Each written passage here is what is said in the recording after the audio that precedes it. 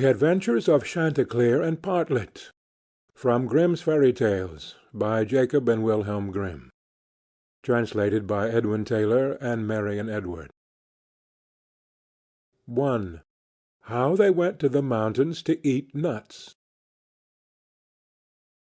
"The nuts are quite ripe now," said Chanticleer to his wife Partlet. "Suppose we go together to the mountains, and eat as many as we can before the squirrel takes them all away."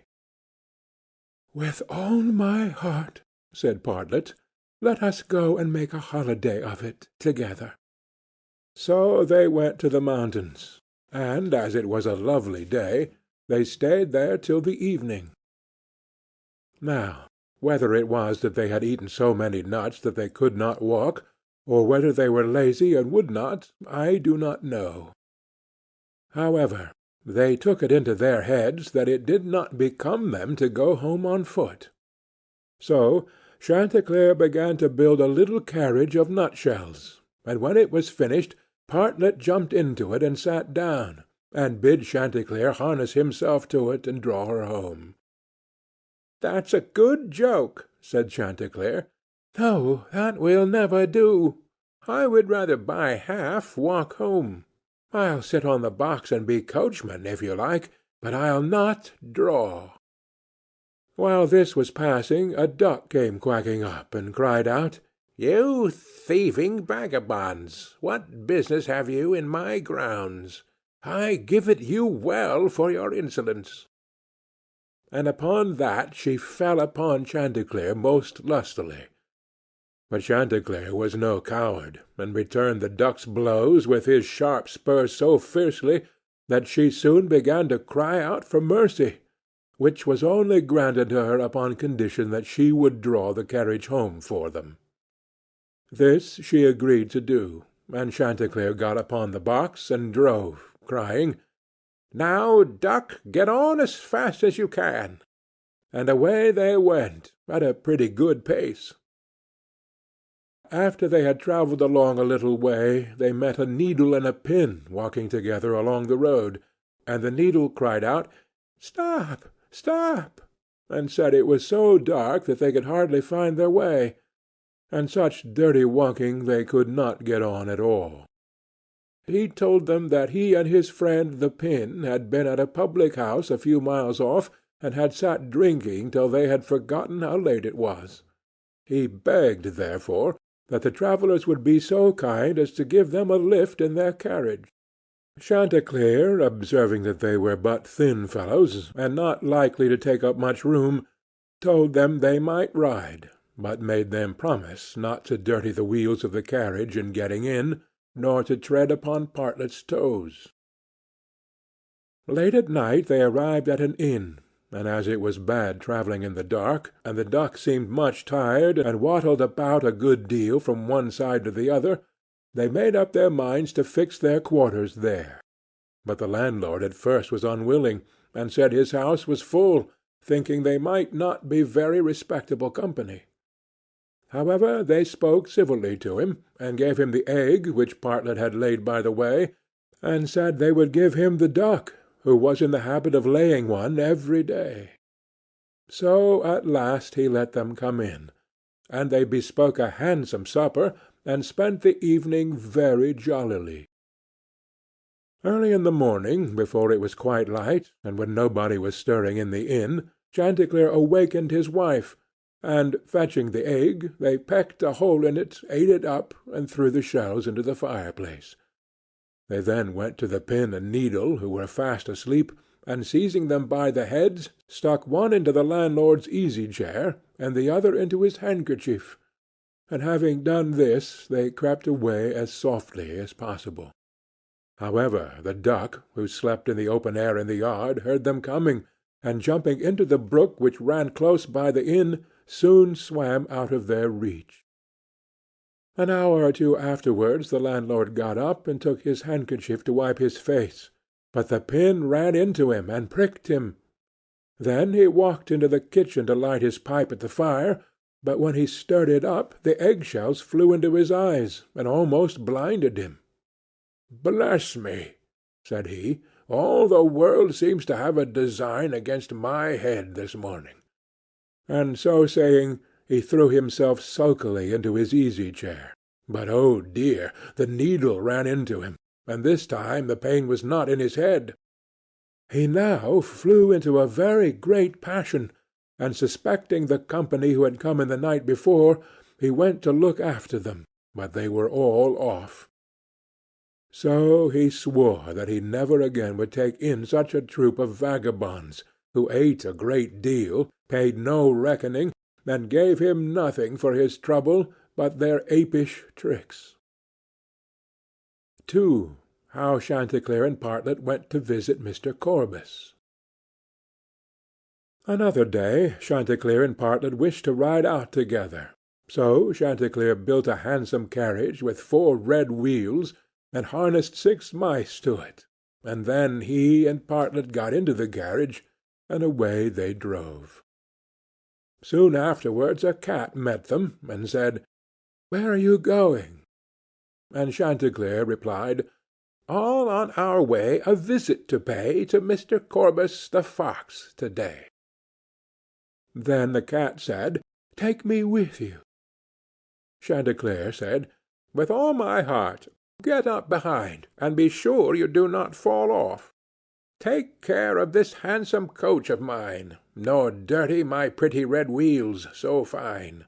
Now, mice, be ready, and wheels, run steady, for we are going a visit to pay to Mr. Korbes the fox to-day."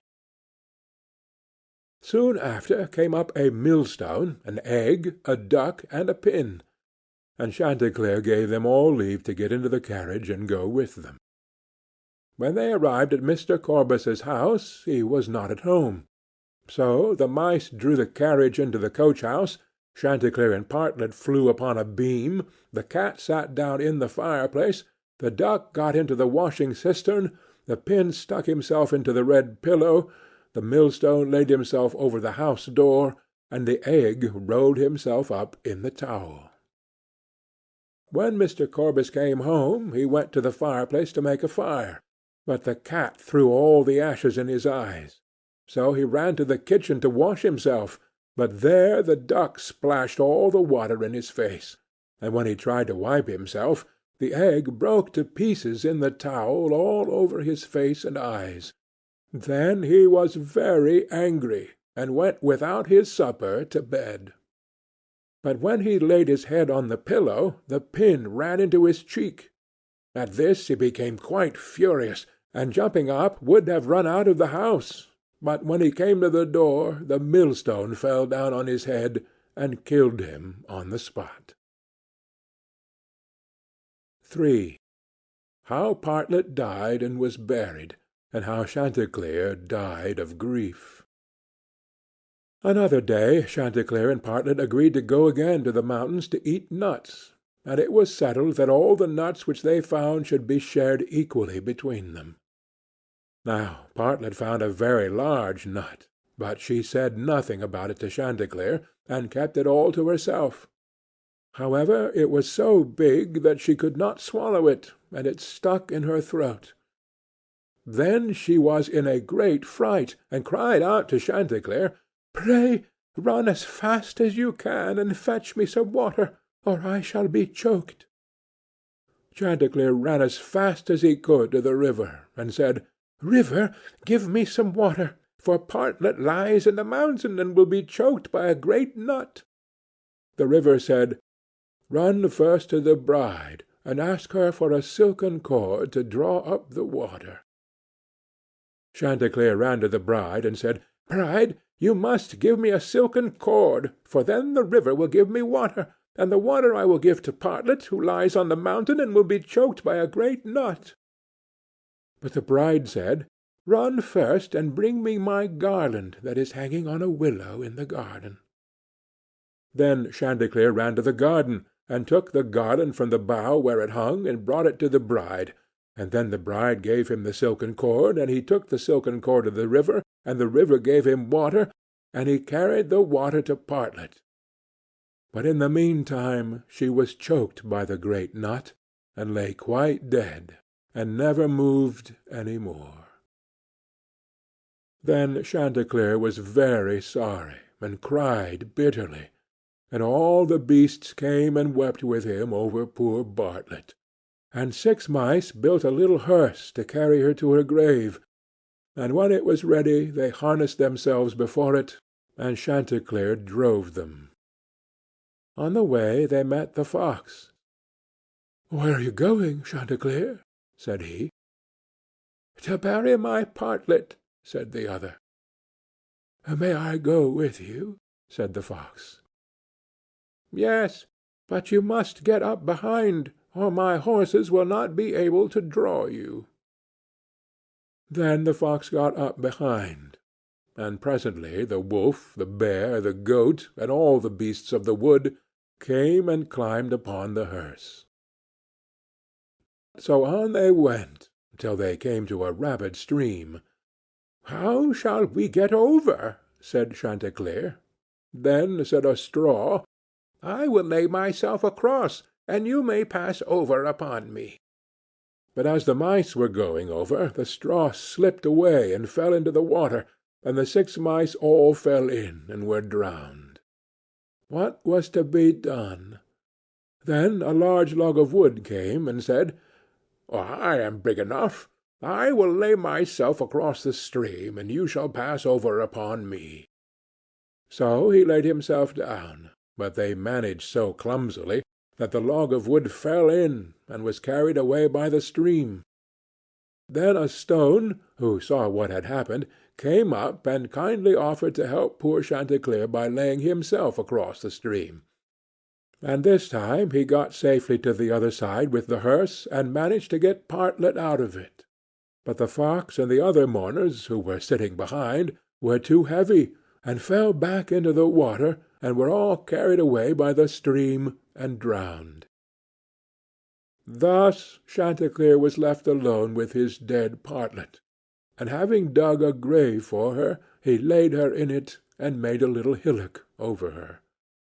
Then he sat down by the grave, and wept and mourned till at last he died too, and so all were dead.